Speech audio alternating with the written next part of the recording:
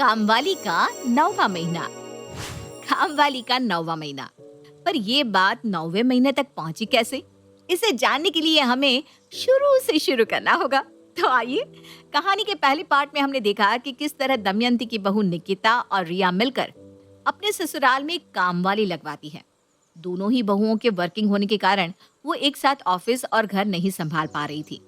कुछ दिनों में निकिता के प्रमोशंस होने के चांसेस थे, जिस कारण उसने अपने ससुराल में एक कामवाली रखने की सोची और आ गई दमयंती के घर में रेशम रानी, जो पिला देती है अच्छे अच्छों को पानी। पर घर की मालकिन यानी दमयंती भी कुछ कम नहीं थी। वो हर वक्त रेशम के काम पर नजर रखती थी, जिस कारण एक हफ्ते के अंदर ही रेशम दमयंती से कहती है, तो अब से ना सारा काम आप ही कर लीजिए, मैं कल से नहीं आने वाली। गुस्से में रेशम अपना फोन उठाती है और रिया को फोन करती है। 1 मिनट रुकिए भाभी, मैं निकिता भाभी को कॉन्फ्रेंस में लेती है। अब दोनों भाभियां मुझे बड़ी इज्जत से इस घर में लेकर आई थी, पर अभी मेरे से ना और बर्दाश्त नहीं हो रहा है। आपकी सास तो मेरे सर पर ही बैठी रहती है, मैं यहाँ पे और काम नहीं कर सकती। देख, अभी काम छोड़कर मत जाओ, मैं तुम्हारे आगे हाथ जोड़ती हूँ। फोन स्पीकर पर तो नहीं है ना? नहीं नहीं है। देखो, 12,000 की जगह 13,000 देती हूँ मैं आपको। अब तो ठीक है ना? रुक जाइए ना आंटी जी। आप दोनों भाभियों को ना बड़ा मानती हूँ मैं, इसलिए रुक रही हूँ, वरना रुकती नहीं, यहाँ बता देती हूँ। और 7 दिन में छठी बार काम छोड़ते छोड़ते रेशमा रुक जाती है। और इसी तरह ताना बाना, भाग दौड़ और क्लेश से किसी तरह 9 महीने बीत जाते हैं। रुक जाइए ना दीदी, मम्मी जी का क्या है, वो तो हर बार कुछ न कुछ बोलती रहेगी, आप उन्हें अवॉइड कीजिए ना।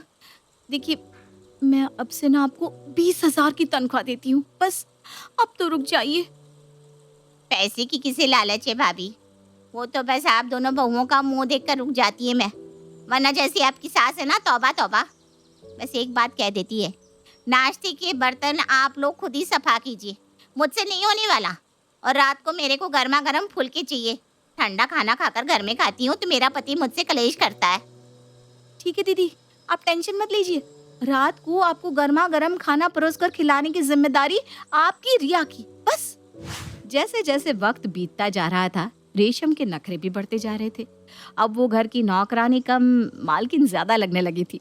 एक रात जब रेशम आराम से टीवी के सामने बैठकर खाना खा रही होती है और रिया भाग भाग कर उसके लिए रोटियां लाकर उसके प्लेट में रख रही होती है, उसी वक्त निकिता के बॉस वहां आते हैं। नमस्ते आंटी जी, बहुत अच्छा काम करती है निकिता ऑफिस में। करेगी ही बेटा, संस्कार जो इस घर के हैं। और तभी दमयंती गुस्से में अपने कमरे से बाहर आकर निकिता के बॉस को कहती है, अरे बेटा, मैं हूँ निकिता की सास, ये तो हमारी काम वाली है। Oh my God, I am so sorry. जिस तरह से इनकी खातिरदारी हो रही थी, मुझे लगा यही सास होंगी। कुछ दिनों से तो हमें भी यही लग रहा है बेटा। अच्छा, तुम खड़े ही रहोगे क्या? आओ बैठो। नहीं नहीं, मुझे भी देरी हो रही है, मेरा भी तो घर है अंकल जी। ऑफिस में बॉस हूँ पर घर पर नहीं। आज निकिता ऑफिस नहीं आ पाई थी, उसके प्रमोशन का लेटर आ गया है फाइनली, वही देने आया था। कांग्रेचुलेशंस निकिता। निकिता की खुशी का कोई ठिकाना नहीं रहता। जिस प्रमोशन के लिए वो रेशम को अपने घर लेकर आई थी, वो आज जाकर हो ही गई। देख लिया मेरे पैर कितने शुभ है आंटी जी, कैसी बड़ी बहू का प्रमोशन हो गया। पहले तो तू मुझे आंटी जी बोलना बंद कर, मेरी माँ की उम्र की है तू। और हाँ, बहू ऑफिस के प्रमोशन के कारण ही घर पर काम नहीं कर पा रही थी, अब उसका प्रमोशन हो गया, हमें तेरी कोई जरूरत है नहीं। रिया बहू, इसका हिसाब कर दे। आपने बोल दिया और रेशम निकल गई। ऐसा नहीं होने वाला आंटी जी, एक बार कहीं रेशम अपना पाँव जमा लेती है तो उस जगह की जमीन को उखाड़ कर ही निकलती है। सभी के सामने रेशम बिना कुछ कहे घर से बाहर निकल जाती है। पीछे से दमयंती के परिवार में सभी खुशी से जश्न मनाने में मशरूफ हो जाते हैं। मुश्किल से आधा घंटा भी नहीं बीतता, रेशम वापस लौटकर रिया के घर आ जाती है।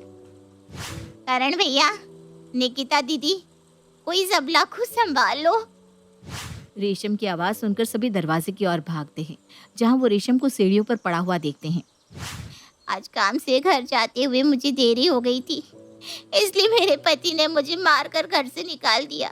कहता है जिस घर के लिए तुम इतना जान देती हो, सुबह से शाम तक जहाँ वक्त बिताती हो, जाओ अब रात भी वहीं बिताओ। उसने ये कहकर मुझे अपने घर से निकाल दिया भाभी। अब से ना मैं यही रहेगी। आंटी जी, आप अपना कमरा शिफ्ट कर लीजिए। सभी को साइड करती हुई सीधा रेशम दमयंती के कमरे में जाकर जोर जोर से खर्राटे मारने लगती है। सभी एक दूसरे की शक्ल देखते रह जाते हैं। अब ये क्या नया लफड़ा लग गया यार निकिता? जब सुबह और रात का काम हमें ही करना है तो हम इसे 20,000 महीने क्यों देते? और अब तो रात को भी यहीं रहेगी, यानी कि 24 घंटे रेशम की सेवा करनी होगी। और बनो ना तेज, तुम सब बाहर वालों को सर पर बिठाओगे तो यही होगा। दिया था ना काम वाली को सास का दर्जा, अब नाचेगी तुम सबके सर पर बैठ कर। ये तो मैं कहाँ सोऊं? अपने कमरे में या फिर? अगली सुबह रेशम 10 बजे तक आराम से अंगड़ाइयाँ लेती हुई उठती है। ऐसे मखमली बिस्तर पर सोएगा आदमी तो आँख खुलेगी कैसे? रेशम उठकर दमयंती का कपबोर्ड खुलती है और उसमें से साड़ी निकालकर बाथरूम में नहाने चली जाती है। कुछ देर बाद रेशम हूबहू दमयंती की तरह तैयार होकर बाहर आती है। कैसी लग रही है मैं दीदी? तेरी हिम्मत कैसे हुई मेरी साड़ी पहनने की? देख रहे हैं आप? देख ही तो रहा हूँ, साड़ी तो काफी अच्छी लग रही है तुम पर रेशम। मेरे कपड़े बाथरूम में चेरिया बहू, उसे ना वॉशिंग मशीन में डाल देना। आपके पति ने आपको घर से बाहर निकाल दिया, इसका मतलब ये तो नहीं ना कि हम आपको अपना रिश्तेदार बनाकर रखें। आपको महीने की पगार किस बात की मिल रही है फिर? घर में रेशम खुद की मर्जी से तो आई नहीं थी, तुम दोनों बहुएं तो लेकर आई थी इसे। और जो भी हो, उम्र में रेशम तुम लोगों से बड़ी है, ढंग से बात करो इससे। बड़े समझदार हैं आप सोहन जी। छुट्टी का दिन है बहू, सब साथ में घर पर है तो जितना मीठा माहौल रहे उतना ही अच्छा। चल इसी बात पर निकिता बहू, मेरे को जरा गर्मा गर्म फुल्की तो खिला दे। न जाने किस वक्त तेरे प्रमोशन की बात शुरू हुई निकिता, जो ये हमारे पल्ले पड़ गई। जहाँ काम वाली पूरे घर का काम करती है, वहाँ निकिता के घर पर सभी घर वालों को मिलकर काम वाली का काम करना पड़ रहा था। और ये मामला यहीं खत्म नहीं होता। कुछ देर बाद निकिता के नंबर पर कॉल आता है। I am really sorry Nikita, एक मिस्टेक हो गई। प्रमोशन नमिता का हुआ है, निकिता का नहीं। मैंने ना नाम पढ़ने में गलती कर दी थी। क्या? हाँ, इनफैक्ट तुम्हारा वर्क तो हमारे क्लाइंट्स को इतना ज्यादा बुरा लगा है कि हमें तुम्हें काम से निकालना होगा। प्रमोशन के चक्कर में इसे लेकर आए थे, अब प्रमोशन क्या नौकरी भी चली गई और ये सर पर नाचने लगी सो अलग। जैसे ही सभी को निकिता के जॉब टर्मिनेशन की बात पता चलती है, सभी मिलकर रेशम का बैग पैक कर कर कहते हैं, तेरा बोरिया बिस्तरा उठा और निकल यहाँ से। हमने कोई वृद्धाश्रम नहीं खोल कर रखा, ना ही बहू के पास अब नौकरी बची है जो वो तुम्हें सैलरी दे पाए, और ना ही मैं तुम्हारे लिए अपना कमरा छोड़ सकती हूँ। पूरा घर मिलकर रेशम पर चढ़ जाता है और सभी के शोरगुल के बीच सोहन लाल की आवाज आती है, रेशम को मेरे रहते यहाँ से कोई नहीं निकाल सकता।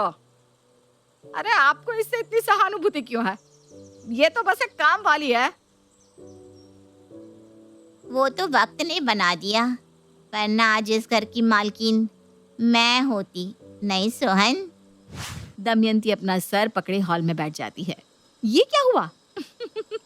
कहाँ से शुरू हुई बात कहाँ पहुँच गई? और ये सुनते ही सभी अपना अपना रास्ता नाप लेते हैं। मैं आता हूँ मम्मी। शायद कुकर की सीटी बज रही है।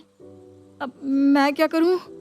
और इस तरह रेशम के 9वें महीने में दमयंती के परिवार में एक नया सदस्य आ ही जाता है, दमयंती की सौत।